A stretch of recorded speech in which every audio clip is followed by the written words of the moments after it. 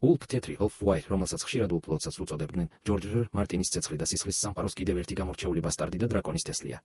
ჰიუ ჰამერის მსგავსად, ისიც დრაკონის ქვაზე ცხოვრობდა, მსახურობდა ჯარისკაცად და ცნობილი იყო ალკოჰოლის მიმართ განსაკუთრებული სიყვარულით, წერა-კითხვის უცოდინობითა და უხეში ხასიათით.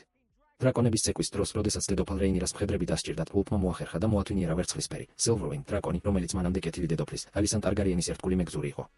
უეცრად უბრალო ლოთი ჯარისკაცი ვესტეროსის ერთ-ერთ ყველაზე ძლიერ ძალად იქცა. ულფი ჰიუსთან ერთად გმირულად იბრძოდა გუტენბურგის ბრძოლაში, რის შემდეგაც რეინირამ მას რაინდის წოდება და მიწები უბოძა. თუმცა მიღებულმა დიდებამ ულფი კიდევ უფრო თავხედი და გაუმაძღარი გახადა. მას მცირე ჯილდოები არ აკმაყოფილებდა და უფრო დიდ სიმდიდრეს ითხოვდა. ჰიუ ჰამერთან ერთად ულფმა წუღალატა რეინირას სტამბულტონის ბრძოლაში. მათ საკუთარი დრაკონების ცეცხლით ქალაქი ფერფლად აქციეს და მწვანეების ბანაკში გადავიდნენ. ამ ღალატის შემდეგ სტამბულტონში ყოფნისას ულფის სისასტიკესა და ლოთობას საზღვარი არ ჰქონდა, ის ძარცვავდა, ძალადობდა და მწვანეების დიდგვაროვნებსაც კი ზემოდან უყურებდა.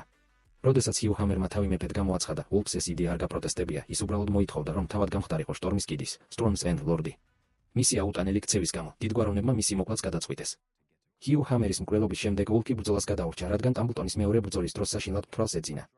თუმცა დიდხანს სიცოცხლე არც მას ეწერა. მეორე დღეს შეთქმულმა სერ ჰობარტ ჰაიტაუერმა ულფს მოწამლული ღვინა შესთავაზა. ეჭვის გასაფანტად ჰობარტმა თავადაც დალია იგივე თასიდან.